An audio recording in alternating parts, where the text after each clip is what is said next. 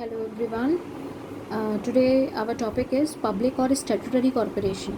Actually, this is the topic of chapter 3, and in chapter 3 we have studied about public enterprises, and public enterprises are of three types, that is departmental undertaking, public or statutory corporation, and government companies. In the previous video I have already told you about the departmental undertaking. The next form of public enterprises is public और statutory corporation, right? Public और statutory corporation जो होता है, it comes into existence by a special act of parliament. This is very important line. It comes into existence by a special act of parliament. Parliament का एक special act होता है, parliament में एक special act पास होता है, उसके through ही ये एंटरप्राइज एग्जिस्टेंस में आता है. ये it is not like a departmental undertaking कि डिपार्टमेंटल अंडरटेकिंग एक मिनिस्ट्री के अंडर वर्क करता है. ऐसा नहीं होता है ये पब्लिक कॉरपोरेशन या स्टैट्यूटरी कॉरपोरेशन. इसमें क्या होता है, पार्लियामेंट में आपका एक स्पेशल एक्ट पास होता है और एक्ट पास होते ही वो एक कॉरपोरेशन में कन्वर्ट हो जाता है, राइट?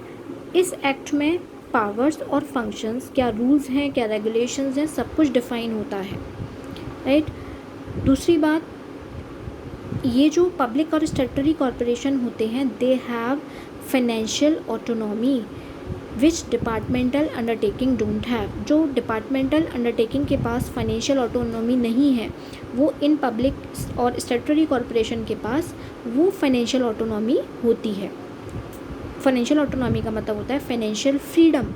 मैंने आपको बताया था, in departmental undertaking whatever the revenues the departmental undertaking earns, they just have to deposit in the treasury of the government.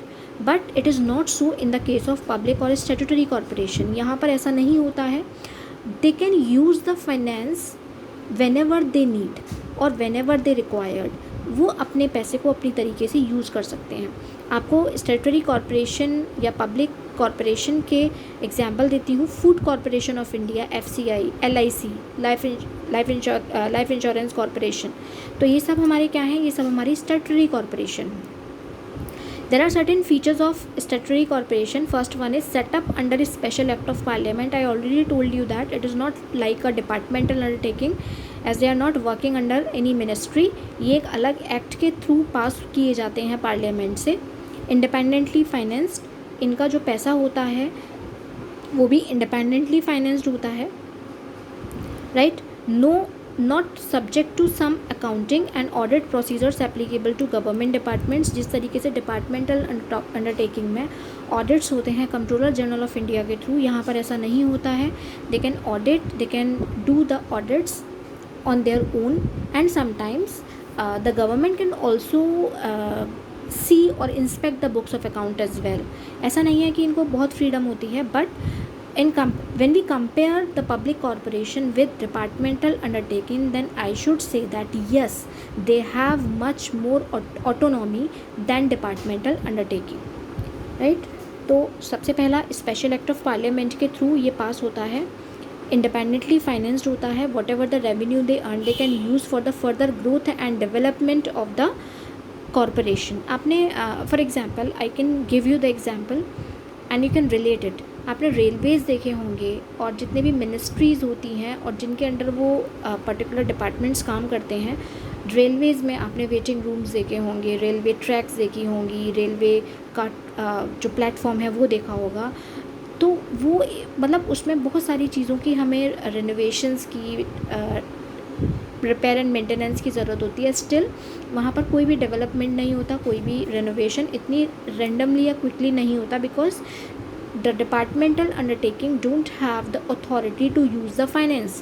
But have you ever seen the department of food corporation of India, or have you ever seen the office of LIC, SBI, state bank of India? इनके जितने भी offices होते हैं, organisations होती हैं, ये कितने neat and clean होते हैं, and they have all the facilities available over there. So this is the difference, and the difference is Why? It is just because they have financial autonomy. इनके पास financial freedom होती है. They can use the finance as and whenever they require. Not subject to same accounting and audit procedure applicable to government department. जिस तरीके से government departments के audits होते हैं, accounts को, बुक्स ऑफ अकाउंट्स को चेक किया जाता है, इनका प्रोसीजर एकदम अलग होता है। इनका प्रोसीजर क्या होता है, you already known about the company. आपको कंपनी के बारे, आप सबको कंपनी के बारे में अच्छी तरह पता होगा। मैंने आपको बताया था कि किसी भी कंपनी को रन करने के लिए हमें बोर्ड ऑफ डायरेक्टर्स को चूज़ करना पड़ता है। ऐसे ही जो आपके पब्लिक और स्टैट्यूटरी कॉरपोरेशन होते हैं, इसमें भी कुछ बोर्ड ऑफ डायरेक्टर्स बनाती है आपकी जो गवर्नमेंट होती है, और वही board of directors in type की ऑर्गेनाइजेशंस को रन करते हैं, राइट। और इसमें जितने भी एम्प्लॉयज़ काम करते हैं वो वेल क्वालिफाइड होते हैं, प्रोफेशनल स्टाफ होता है यहाँ का, बिकॉज़ यहाँ पर गवर्नमेंट का बहुत ज़्यादा इंटरफेरेंस नहीं होता है। यहाँ पर board of directors are there to take care of their organization. Fourth one is employees are not civil servants and are not governed by government rules and regulation. यहाँ पर जितने भी employees काम करते हैं वो civil servants नहीं होते हैं, लाइक ये IAS PCS अधिकारी जितने भी होते हैं, they all comes under departmental undertaking. यहाँ पर ऐसा नहीं होता है। ये सब कैसे होते हैं, ये इनका अपना रूल एंड रेगुलेशन होता है, अपने गवर्नमेंट के रूल्स एंड रेगुलेशन होते हैं, ये अपनी तरीके से रूल्स एंड रेगुलेशंस बनाते हैं। They will not work according to the government rules and regulations, right. तो और एक the very important thing is they can sue and be sued against any of the authority और any of the people और any government, अगर इनको ऐसा लगता है, because they have separate legal entity, इनकी सेपरेट लीगल एंटिटी होती है, सेपरेट आइडेंटिटी होती है। सेपरेट आइडेंटिटी अब तक आप समझ चुके होंगे। सेपरेट लीगल एंटिटी का मतलब आई told you number of times from chapter 2 कि separate legal entity means when the owner is different from its business, right. तो यहाँ पर कॉरपोरेशन की अलग अपनी पहचान होती है और ओनर की यहाँ पर अलग अपनी पहचान होती है। तो अगर उनको ऐसा लगता है कि someone is doing unfair trade practice और समवन इज़ मिसलीडिंग दैम, तो वो लोग किसी के भी खिलाफ, यानी कि ये जो ऑर्गेनाइजेशंस होती हैं, they can sue against any of the government, right. Now there are certain merits and demerits of statutory corporation as well. First merit of statutory corporation, यानी कि पहला फ़ायदा स्टैट्यूटरी कॉरपोरेशन का क्या होता है, free from undesirable government rules and regulations. मैंने आपको भी बताया था, इनके अपने रूल्स एंड रेगुलेशंस होते हैं। बोर्ड ऑफ डायरेक्टर्स अपने अकॉर्डिंग स्टैट्यूटरी कॉरपोरेशन को रन करते हैं, ये गवर्नमेंट रूल्स एंड रेगुलेशंस के अकॉर्डिंग नहीं चलते हैं। Financial autonomy, I told you that what ever the revenue they earn, they are not suppose to deposit all the revenue in the treasury of the government. They can use the finance for the growth and development of the corporations. Own rules and regulation, I told you that अपने खुद के rules and regulations होते हैं, they will work according to their own rules and regulations. Next one is helps in economic development. ये economy को develop करने में हमारी बहुत हेल्प करती हैं स्टैट्यूटरी कॉरपोरेशन, लाइक LIC के बारे में आपने सुना होगा, food corporation of India, SBI, ये सब हमारे क्या है, स्टैट्यूटरी कॉरपोरेशन है। And definitely if someone is working with finance, right, तो हम यही कहेंगे कि they help in the economic development of the country. Next is limitation of statutory corporation, कुछ डीमेरिट्स भी होते हैं। First one is autonomy for name सेक। यहाँ पर ये तो बोला जाता है कि they are financially free, but paper work में ये फ्री होते हैं। जो भी फाइनेंस करते हैं, ये जो भी पैसे का यूज़ करते हैं, ये उसका इनको जवाबदेही होती है, उनको हर चीज़ का अकाउंटेबल होना पड़ता है for to the Parliament. Means what ever the finance they are using, they just have to keep the record of all the statement that where they have used the finance, and they will have to give the statement to the parliament, right. Second one is political interference. Obviously if it is a public enterprise then there is too much political interference over there. यहाँ पर political interference होता है because government is always there. State का अगर state में है तो state का इंटरफेरेंस होगा, means interference is there. Next is delay in decisions. यहाँ पर भी डिसीजंस में डिले हो जाती है क्योंकि employees are not free to take their decisions. What ever the decision are taken by the board of directors, they are favorable. Second one is minor decisions can be taken by the board of directors, but if it is a case of the country, or we can say that if it is a major decision, then there can be a delay in decision because the board of directors also have to take the permission from the parliament. And the last one is unfair practices. यहाँ पर unfair practices भी हो सकती हैं because I told you that means mostly decisions are taken by the board of directors, and board of directors are very aware about what is going to be happen in near future. Means they have some idea in their mind.